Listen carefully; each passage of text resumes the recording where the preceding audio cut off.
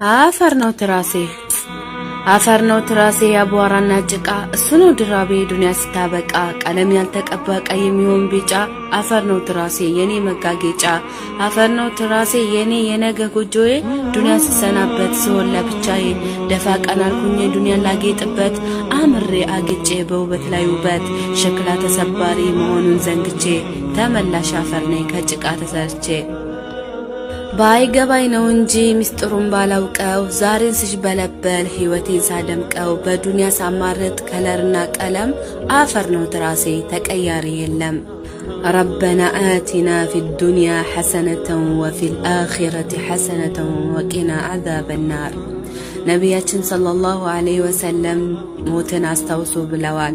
ለምን እንደሆነ ታውቃላችሁ? አኺራ እንዳንረሳ እንዳንዘነጋ አላህ መጨረሻችንን ያሳምርልን።